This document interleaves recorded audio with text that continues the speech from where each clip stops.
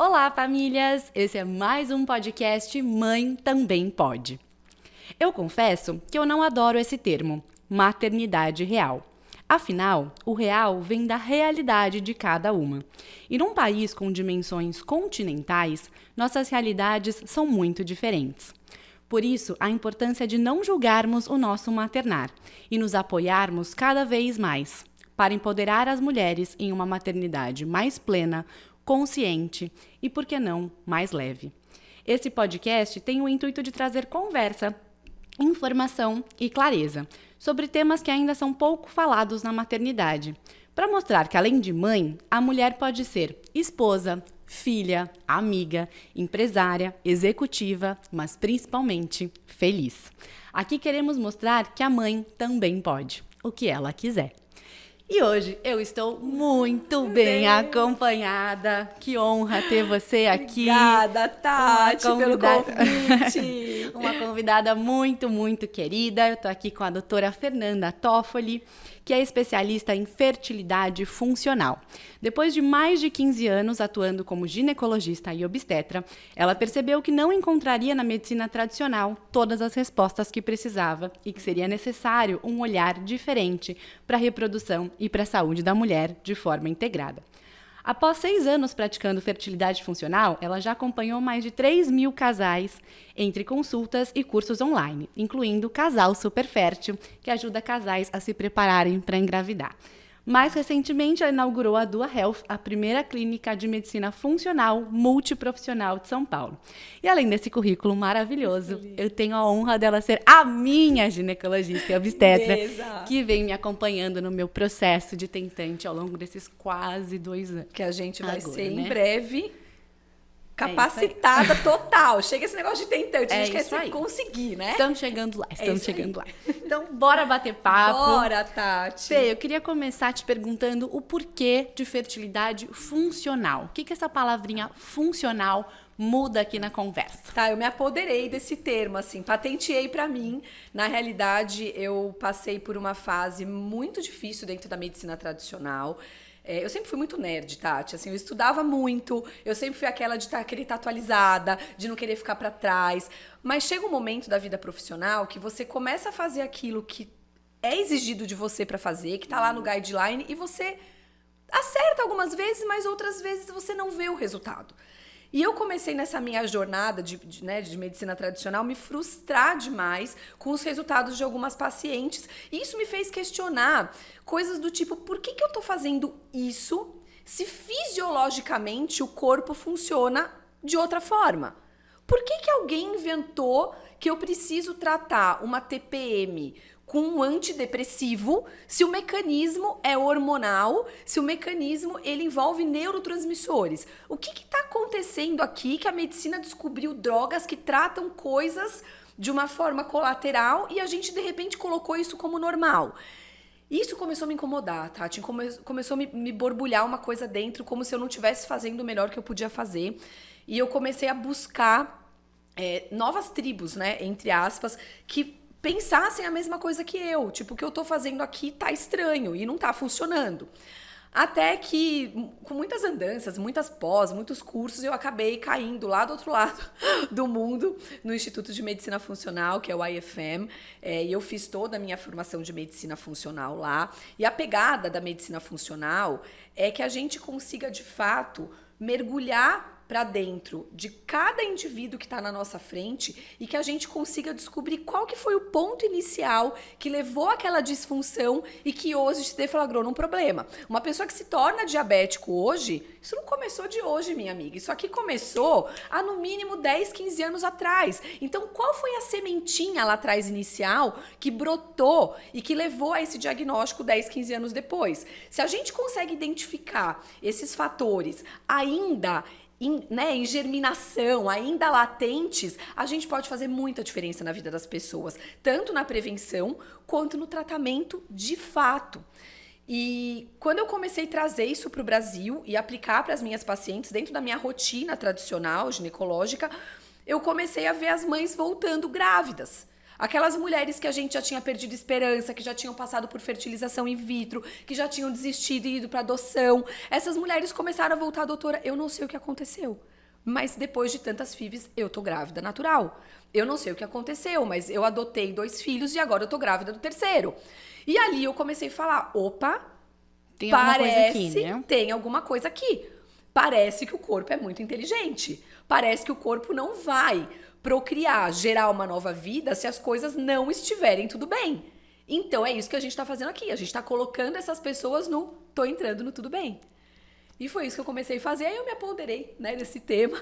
Comecei a chamar do meu lindo, maravilhoso fertilidade funcional. E é hoje isso que eu faço da vida, é o que eu amo fazer. Cada positivo que aparece na minha frente, daqueles mais impossíveis, é uma explosão de alegria que entra dentro do coração. Uma delícia. E acho que isso tem tudo a ver com um casal super fértil, né, Fê? Que foi o curso que você lançou, de explicar e conscientizar cada vez mais casais, de se preparar para essa gravidez, né? Tá. Que a gente tem que tratar todas essas causas raízes antes mesmo de engravidar, né? Eu vou te falar que o Super Fértil foi um transbordo de tudo isso que eu vivo todo dia no consultório. Porque a gente tem consciência de que não é todo mundo que vai ter acesso a esse tipo de medicina. São raríssimos os profissionais que entraram nessa jornada da medicina funcional no Brasil e no mundo, eu diria, tá? Eu acho que esse conceito da medicina funcional aplicado à fertilidade funcional, eu não conheço muitas pessoas que fazem. Eu conheço 2 profissionais nos Estados Unidos, eu faço isso aqui, eu tenho mais uma colega brasileira que não atende mais, ela só faz curso hoje, que trabalha com isso também. Então as pessoas não têm muito acesso a isso. E eu falei, gente, como é que eu vou aprender tudo isso, investir tudo isso e ficar no 1 a 1. É você uma hora, entrou a Camila mais uma hora, entrou a Betânia outra hora e acabou. Tudo que eu investi em aprender, ou todo o tempo que eu investi nisso, são 3 pessoas no meu dia, né? Porque a consulta é super longa.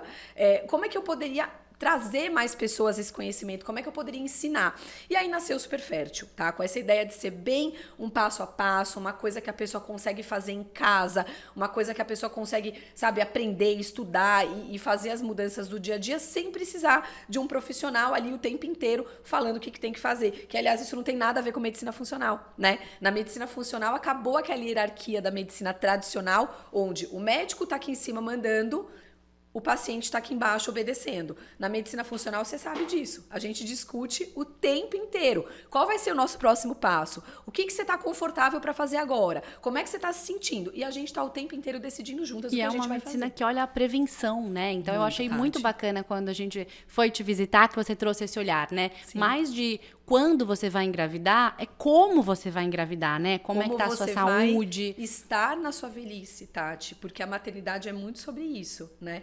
Quando desperta uma mãe, desperta vários medos na gente, né? Quantos anos eu tenho de vida? Quantos anos eu tenho de saúde para dividir a minha vida com os meus filhos, com os meus netos, com a minha família como um todo? Se a gente não olhar hoje o que pode dar errado lá na frente e cortar esse elo agora, fica tudo muito difícil, né, Tati? Sem Com dúvida. que dependência que a gente quer chegar na velhice, né? Eu falo isso muito para as minhas pacientes. Será que você com 80 anos vai ser capaz de pentear o seu próprio cabelo? Será que você com 80 anos vai conseguir subir um lancezinho de escada? Isso é uma coisa que a gente vai plantar agora. Sem dúvida, sem aqui. dúvida. Né? E na gestação a mesma coisa, né? Eu lembro que você comentou que eu nunca tinha parado para pensar nisso, que se a gente tem uma menina, isso é transgeracional, né? Eu tô tendo a minha filha e as minhas netas ali também, né? Porque a mulher já nasce com todos os óvulos, né? Quando você gera o seu filho, você já tá gerando o que vai ser no futuro o seu neto. Porque é dentro da sua barriga que o gametinha lá, o óvulo, tá sendo gerado dentro do ovário da sua filha e do seu filho também, né? Lá dentro do testículo, as células primordiais estão começando a se desenvolver. Então, quando a gente está cuidando da gente numa gestação, a gente está cuidando de 3 gerações. E isso é muito bonito, é muito lindo. Bonito, muito bonito. Por isso a importância da gente olhar para a saúde como um todo, né, Fê? De todas as vitaminas, se a gente está suplementado, inclusive para evitar doenças na mãe e no bebê, certo? Certo. E não só isso, né, tá? A gente vai falar bastante dessa coisa de suplementação, mas as pessoas esquecem que o básico muitas vezes é mais importante do que a suplementação. Não adianta a gente fertilizar um solo com um adubo super bonitinho e ele tá cheio de pedaço de coisa, de plástico, de uma série de coisas. A gente precisa limpar esse solo, preparar esse solo para receber aquele adubo, né? E muitas pessoas não fazem o mínimo. Eles não estão se preocupando se eles estão se alimentando bem. Tati, tem mulher que acorda de manhã já comendo pão com todinho, no metade da manhã já tá comendo biscoito, na hora do almoço tá na Coca-Cola, e assim vai. E não entra um legume, uma verdura. Não é incomum eu pegar clientes que não comem nada de frutas, legumes, vegetais ao longo do dia. Isso é o mínimo para a gente preparar o nosso sistema digestivo para receber os nutrientes que vão servir para a nossa vida, né? Para a nossa qualidade de vida e para gerar um novo ser. Então a gente fala muito sobre isso, não é só sobre a gente diagnosticar as disfunções, identificar o que precisa ser prevenido, é sobre a gente reequilibrar um organismo como todo. Como está um sono? É estilo de vida. Como está seu sono? Que horas você dorme? Isso equilibra todo o seu sistema imunológico, toda a sua questão hormonal. É durante o sono que a gente faz antioxidação, que a gente faz renovação celular. As pessoas estão ficando em telefone até meia-noite, vão dormir 1h da manhã, se achando maravilhosas porque acordam às 9 e conseguem dormir 8 horas por noite. E não é sobre o tempo de dormir, é sobre a qualidade e sobre o ciclar com o sol que tá lá fora. A gente fala muito de ritmo circadiano. Sim, né? sim. Como é que tá a atividade física dessas pessoas? Como é que tá o manejo do estresse? Como é que tá a nutrição de verdade? E aí, quando a gente equilibrou tudo isso aqui, você não tenha dúvida que a suplementação, ela vai ser suplementar. Ela vai ser só a cerejinha do bolo, mas ela tem que estar presente. Ela é super importante. A gente não vai formar um novo ser sem ter tijolo, massa, rejunte, argamassa, uma série de coisas. A gente precisa fornecer tudo isso, né, para fazer uma boa de uma construção. Então, e eu acho que você já trouxe um pouquinho disso aqui, porque eu ia te perguntar exatamente isso. Quais são as rotinas do nosso dia a dia que a gente tem que prestar atenção, que tem que cuidar nessa fase que a gente está tentando engravidar e mesmo na gestação? Sim, tá. Assim, ó, eu falo para as minhas pacientes que se tem uma coisa que eu não negocio, eu posso negociar tipo de atividade física, eu posso negociar volume de atividade física, eu posso negociar a alimentação dessa paciente. Mas se tem uma coisa que eu não negocio com mulher que está querendo engravidar e gestante, é sono, tá?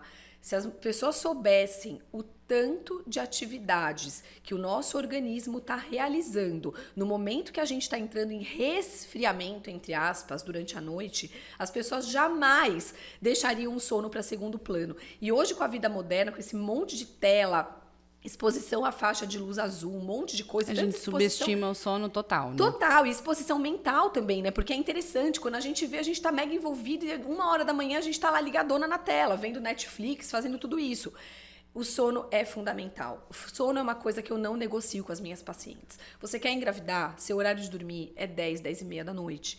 Desmame a tela do telefone, da televisão, do tablet, do computador 1h antes e faça um sono de qualidade. Quantas pessoas estão afundadas em medicação para dormir e não fazem o mínimo, né? Acordam 10 horas da manhã, passam o dia se arrastando, chegam de noite e vão para academia, estão ligadaça no giraia, abrem o computador e começam a trabalhar e acham que vão conseguir dormir 1h depois. Não né? vai, né? Não vão. Eu falo que uma noite de sono ela é preparada no momento que você abre o olho de manhã. É ali que você começa a preparar como é que vai ser a sua noite daquele dia. Então, as pessoas perderam um pouco disso, né? Antigamente, como é que era, tá? A gente chegava em casa, assistia a novela e todo mundo ia dormir. Não era assim? E olhe lá, porque na época, há muito tempo lá atrás, na época da minha avó, nem novela tinha, não tinha televisão. Conversavam-se, as pessoas comiam em mesa, a família toda, as pessoas batiam um papo. Bom, galera, tá à noite, ó, escureceu, tá ficando escuro, bora, hora de dormir. Isso é o que a nossa natureza preparou pra gente, né? A gente que inventou esse bando de luz artificial, esse bando de coisa aqui que tá deixando a gente completamente louco fora do ritmo, né? Então o sono é uma coisa inegociável. Comecem a preparar melhor o sono de vocês, não abram mão do sono de vocês. A gente sabe que vai ter dia que vai ter uma festa, vai ter coisas que vão escapar, mas isso não pode ser a rotina do dia a dia de vocês. A segunda coisa, mais importante na minha opinião, é a atividade física.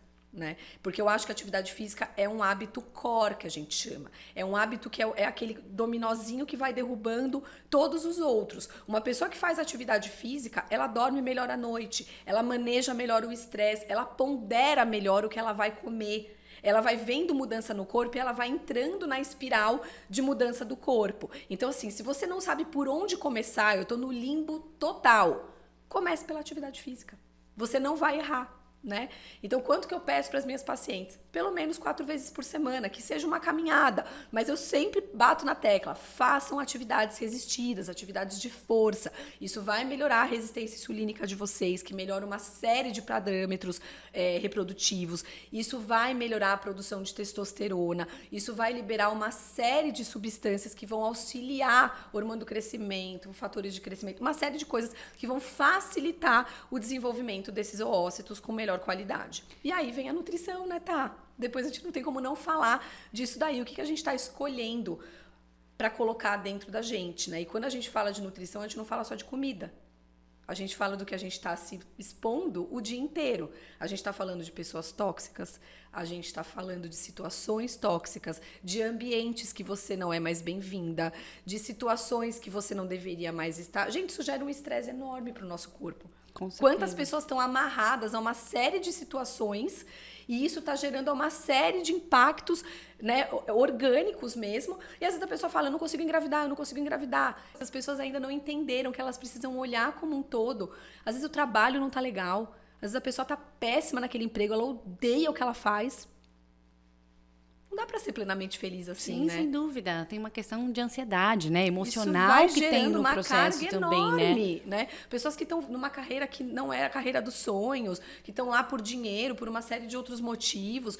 Isso precisa começar a acontecer. Então, quando a gente fala de nutrição, a gente está falando também de nutrição externa, emocional, com quem você se relaciona, né? Muitas vezes a gente tem aquela amiga que já não tem mais sentido pra gente, né? Que fez sentido desde a infância, mas passou um tempo, a gente se distanciou completamente. Hoje ela tem uma vida, sei lá, uma série de coisas que não fazem parte daquilo que você acredita e você fica mantendo aquela amizade que só te puxa pra baixo. Né? A gente precisa cuidar, né? Cuidar tanto do corpo como das emoções, né? E outra coisa que você fala que eu achei muito interessante no teu olhar, Fê, é o olhar também pro pai. Porque muitas vezes a gente olha sempre pra mãe, né? Então, o corpo da mãe, a saúde da mãe. Só que 50% vem desse pai também, né? Então, assim, eu acho assim, isso é uma coisa que ainda precisa ser muito mudado dentro da medicina. Eu acho que é o nosso ponto mais crítico aqui da conversa, que talvez algumas mulheres vão parar e vão falar, opa! Até me cuidar eu entendo, mas cuidar do meu marido é um negócio difícil. Porque culturalmente a responsabilidade é sempre da mulher. Tá, eu que trabalho com pacientes que não conseguem engravidar, é impressionante como o homem, ainda hoje, ele entra na sala. Eu tenho certeza que esses homens que pisam no meu consultório são brifados pelas esposas. Sabe? Que devem falar, você se prepara, porque ela vai querer colocar suplemento em você. Eu duvido que as minhas pacientes chegam lá e colocam o marido de gaiato lá dentro sem ele ter a menor noção do que eu vou falar lá dentro. Elas devem dar uma mínima brifada. Mas eles entram na sala empoderados como se nada dependesse deles. Se a gente não engravida, é ela. Se tá dando errado, ela tá perdendo, é ela que tá perdendo, é ela que não tá segurando. A responsabilidade é incrível. Culturalmente, sempre é da mulher. E eles esquecem que eles são metade do processo. E eles são uma parte do processo extremamente vulnerável. Nós, os nossos quando eu não gosto de falar óvulo, porque o nome certo é oócito, tá? Mas eu vou falar óvulo aqui para ficar mais simples de entender, né? O nosso óvulo, dentro do ambiente ovariano, ele é muito protegido, né? Ele tem um sistema antioxidante muito poderoso, que obviamente tem falha, tem por uma série de coisas, mas de forma geral, ele nasceu para ser um ambiente muito protegido. O homem também, ele tem um testículo muito protegido, mas quando aquele espermatozoide ele sai do testículo e ele vai entrar nos ductos para, né, ser amadurecido e ser excretado no esperma para gerar a fecundação, ele perde essa proteção. Então, dentro dos ductos, ele está sujeito a uma série de danos muito mais exposto, inflamatórios, químicos, térmicos, né? O cara tá lá andando de bike, aquela colã 180 quilômetros quente, tá lá com o computador em cima do colo aquecendo, tá com o celular no bolso o dia inteiro, sem contar a onda eletromagnética que esses aparelhos emanam também, fora a onda térmica, e isso vai levando a um dano absurdo. E muitas vezes, isso é responsável por uma gravidez não estar acontecendo. por a gravidez estar sendo perdida, porque gerou um embrião de pior qualidade. Isso é responsável, inclusive, por alterações que vão se desenvolver ao longo da gravidez. Existe uma origem paterna da pré-eclâmpsia, por exemplo.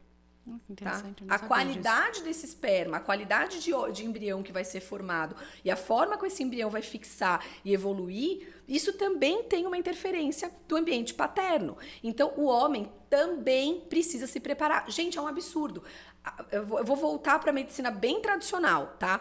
Toda mulher já nasce sabendo que quando ela vai engravidar, ela precisa tomar o quê?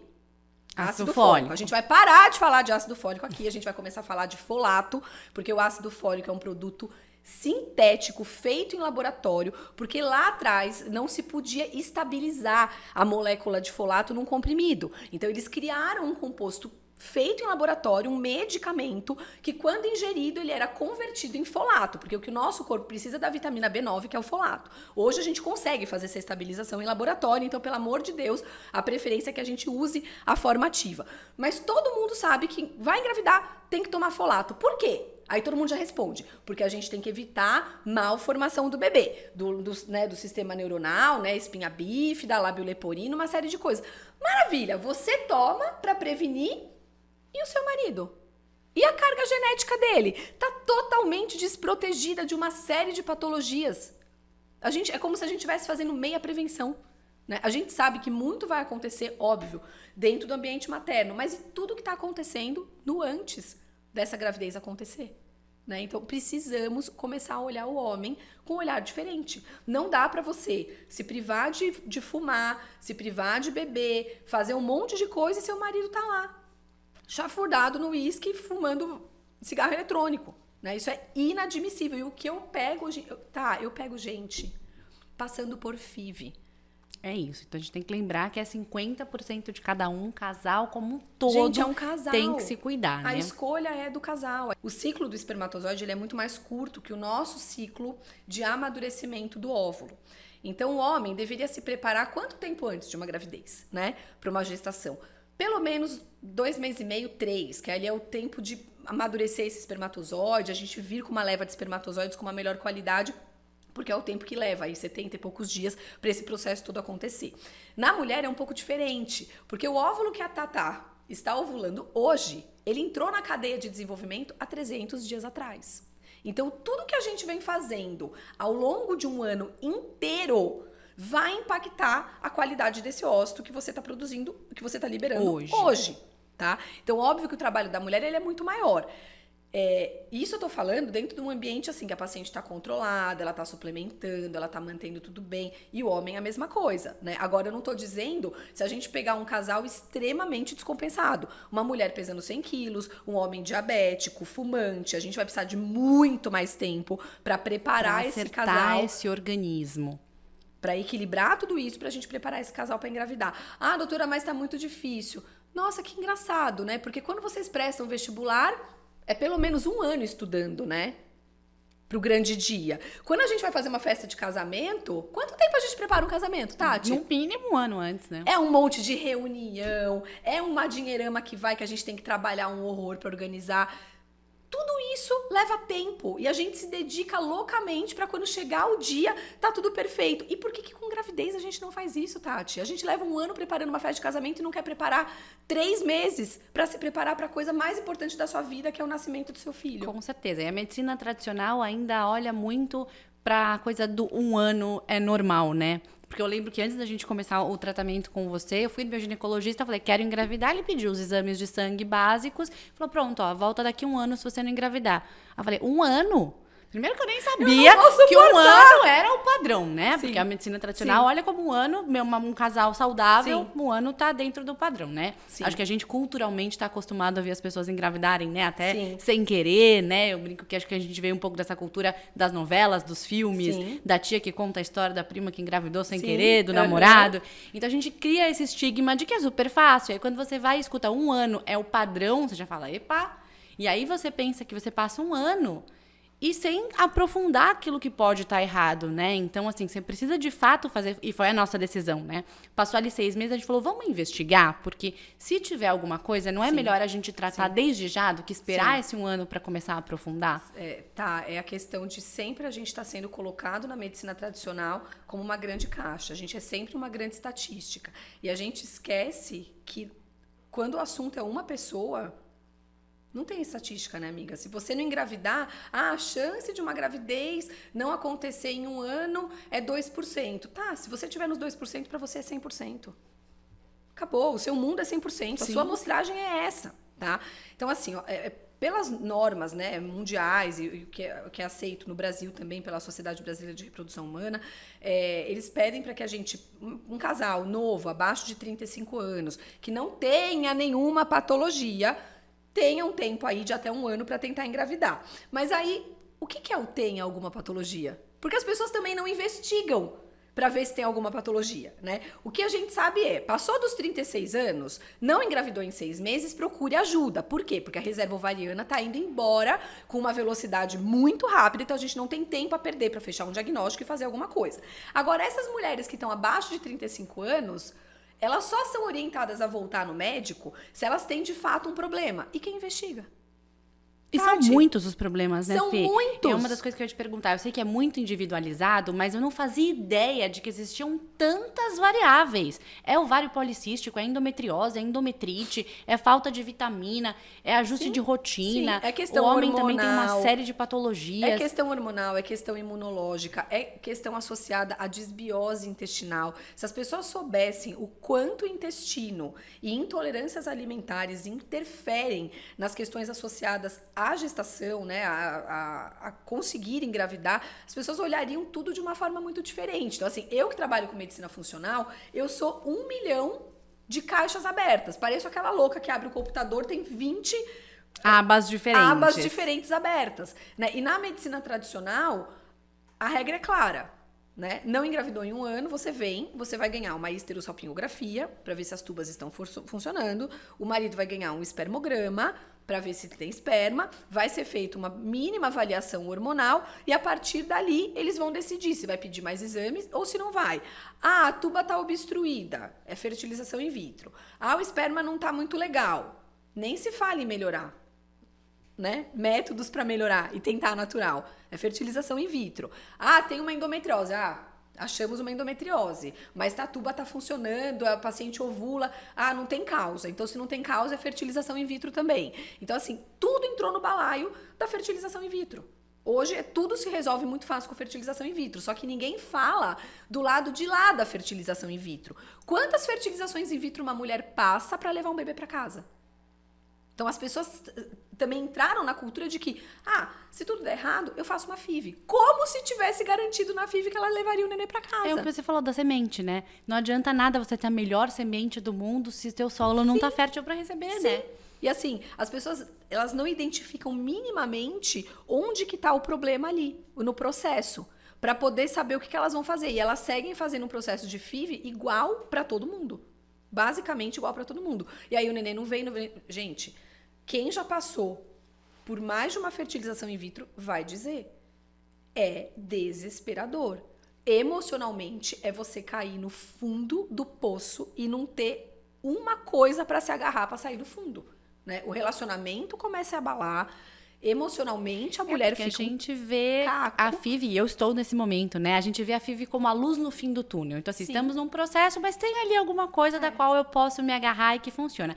E tenho acompanhado algumas amigas que têm passado por esse processo, que não é fácil, ele é uma jornada, né, própria, particular ali, com uma série de questões por si, né? Sim. E que é exatamente isso. Quando não acontece, você fala, e agora, né? Que assim, esse era o meu ponto final. E aí você descobre que ele não é ponto final, né? Ele é reticências, ainda tem muita coisa ali naquele processo. Coisa para acontecer. E assim, eu ainda fico muito triste, porque eu acho que se de fato os profissionais da medicina reprodutiva, né, da medicina de reprodução assistida, tivessem uma visão um pouco mais funcional, certamente as taxas de sucesso seriam muito maiores. É uma loucura, porque existe agora também uma certa massificação, né, também desses processos, né, que muitas vezes não são feitos de forma séria, né, então a gente também tem que tomar muito cuidado, né, com o profissional que a gente está que está nos acompanhando, né? Sim. Com os exames que estão sendo pedidos, com todo o processo, né? É isso. Então, assim, você que vai passar por uma fertilização in vitro, prepare-se muito bem também, porque a gente sabe que a FIV também tem os seus percalços, a FIV também tem coisas que você não vai conseguir transpassar. As questões de solo, a FIV não vai conseguir melhorar. Por mais que ela ataque hormônio em você para espessar aquele endométrio, preparar aquele endométrio, existe toda uma questão imunológica acontecendo, todo um equilíbrio de microbiota acontecendo ali, que é chave na comunicação do ovinho com o tecido que vai grudar aquele ovinho. Então, e isso a FIV, muito pelo contrário, ela até estraga um pouco esse processo. Então, se a gente não tiver uma base sólida, a pessoa vai fazer uma, vai fazer duas, vai fazer três e vai entrar naquela loucura, né, que a gente sabe, emocional, aquela roda gigante, aquela, né, montanha-russa louca. Sem dúvida. E Fê, vamos contar para as mamães que estão assistindo a gente aqui um pouquinho sobre o período fértil, que eu sei que essa é uma dúvida, né? Adoro. Qual que é o período mais fértil que a gente deveria tentar nesse processo de tentar engravidar? Eu preciso que as mulheres comecem a perceber o período fértil. Porque as mulheres não se notam mais. Eu sou uma, tá? que eu não sabia. Sim. Se você me pergunta agora, né? Agora depois você já desse entendeu. período, eu já tô começando a perceber. Mas no dia a dia, assim, na vida corrida, se você me perguntasse, eu não sabia o dia que eu tava ovulando. A gente precisa começar a usar estratégias para conseguir entender quando mais ou menos a pessoa está ovulando. Então, se você vai usar o método, né, de muco cervical, de avaliar aquela melequinha lá na calcinha, se você vai usar uma curva de temperatura diária para ver essa oscilação acontecendo, se você vai usar uma tabelinha lá, um aplicativo para te organizar, você datando lá as datas de menstruação. Não importa, mas a gente tem que achar, teste de ovulação, sei lá, a gente tem que achar um método para que você defina aquilo ali, tá? A gente sabe que o período fértil, ele começa a acontecer aproximadamente 5 dias aí antes do dia da ovulação. E os 3 dias que antecedem o evento ovulação são os dias que a gente tem mais sucesso para adquirir uma gestação. Tem gente que não engravida porque transa só no dia da ovulação. E às vezes perdeu a janela. Às vezes a pessoa acha que está ovulando naquele dia e ela ovulou no dia anterior. E o dia da ovulação não necessariamente vai ser o melhor dia, né? A gente ovulou, gente. O nosso ovário começa a produzir progesterona. A progesterona, ela marca o muro. Ela muda completamente o muco cervical. Ela torna aquele muco espesso e faz uma rolha. Aqui não passa mais nada. Então é no período que o muco tá filante, aquela clarinha de ovo bem fluidinha, que o esperma vai usar aquilo como uma rodovia para conseguir subir. Então, se eu puder orientar vocês, tenham relações diárias nos 2, 3 dias que antecedem o dia da ovulação. Que não é o dia que o teste fica positivo, né? Vai pegar o dia do teste positivo, porque o teste positiva, mas a gente só ovula alguns no dias dia depois. seguinte, né? Aproximadamente 24, 36 horas depois. Então, o dia do teste é um dia feliz também, tá? É um dia que a mulher tem que aproveitar. Mas tem muita mulher que faz o teste, sabe que vai ovular no dia seguinte, espera o dia seguinte pra transar. Tá, então já pode fazer até mesmo, você já sabe qual que é o período antes você já do viu teste que tá mesmo. escurecendo a fitinha que tá chegando perto, amiga. Você já tem que estar tentando. E é todo dia, né, Fê? Porque eu ia também te perguntar, porque tem muito mito, né? É dia sim, dia não, tem que falar, espera então, um dia e meio, perna pra cima, posição, tanto antes mito. de eu falar disso, até para explicar por que a gente pede para transar um pouco antes da ovulação. O esperma, ele termina o amadurecimento dele completo dentro do nosso trato genital. Tá? A ideia é que o esperma suba pelo útero, ele fique armazenado nas tubas, gente. A tuba não é um cano. A tuba é um ponto de armazenamento e de nutrição. O espermatozoide fica nas criptas da tuba, se alimentando dos nutrientes que estão ali, esperando o óvulo passar e terminando o processo de amadurecimento. Se a gente transa na hora que está rolando a ovulação, não dá tempo desse processo acontecer. Tá? E por isso que eu peço para vocês terem relação um pouco antes. Tem alguns estudos mais antigos, estudos de 1900 e Guaraná com a rolinha, tá? Bem antigos, que falavam que quando a gente tem ejaculações muito recorrentes, a gente vai tornando o esperma ralo, tá? Vai perdendo motilidade, vai perdendo concentração. Também já ouvi isso. Mas, gente, presta atenção. Você ejaculou hoje 100 milhões. Aí amanhã, sei lá, você perdeu 10%, mais 90 milhões. Depois de amanhã você perdeu mais 10%, sei lá, mais 70 e poucos milhões. Quanto foi acumulado desses 3 dias? 200 e tantos milhões? Aí você transa hoje. 100 milhões, depois de amanhã, 90 e poucos milhões. O acumulado é muito menor. Por mais que você tenha uma perda, o acumulado final dessas relações repetidas, ele vai gerar uma carga de esperma muito maior. Sem contar que, quanto mais ejaculações esse homem tiver, mais rápido esse esperma vai passar pela árvore. E você leva uma leva de espermatozoides mais novos, né? Recém-amadurecidos, que estão submetidos a um dano muito menor. Tanto é que tem estudos hoje que falam que casais que têm problemas de esperma, de qualidade, eles deveriam ser encorajados a transar todo dia. Por quê? Porque você vai trazendo uma leva de espermatozoide bom e novo. Tá? Então não tem essa, tem que ser de assim, gente, vai transar. Transe, você quer engravidar? Transe todo dia, tá? É isso que tem que ser feito. E esse negócio de posição...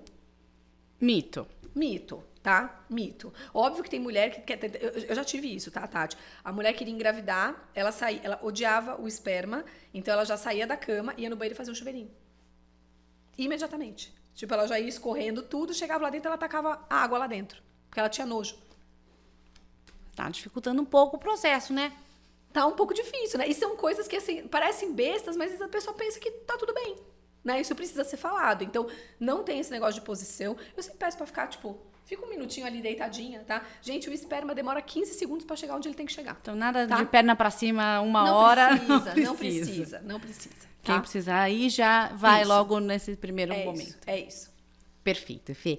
É muito bom a gente saber, porque tem muitos mitos desses que acabam muitas vezes deixando a gente confusa, né? Até, nossa, tem hora pra fazer, tem momento pra fazer, porque a gente vai ficando meio neurótica no meio do processo, né? Sim. E eu ia até fazer uma pergunta sobre isso, porque tem uma questão emocional muito forte também, né? Como que você tem orientado as suas pacientes, ou que você tem visto também no seu consultório, a lidar com essa ansiedade que é intrínseca desse processo, né? Tati, assim, eu acho que a parte mais difícil que eu passo com as minhas pacientes dentro da clínica, porque acaba que, como eu faço muito mais diagnóstico de coisas, isso também me deixa ansiosa, né? Cada vez que eu pego uma paciente que eu começo a ver, putz, o marido tem isso, tem aquilo também, ela também tem isso, aquilo, outro, isso aqui, não sei o quê. Isso também me gera uma angústia, porque eu tenho aquela pressa de querer organizar tudo, e óbvio que cada vez que a gente vai dando um diagnóstico diferente, a paciente parece que ela vai murchando, né? Eu acho que se a gente não se apegar a alguma coisa de fora disso daqui, sabe? Se a gente não acreditar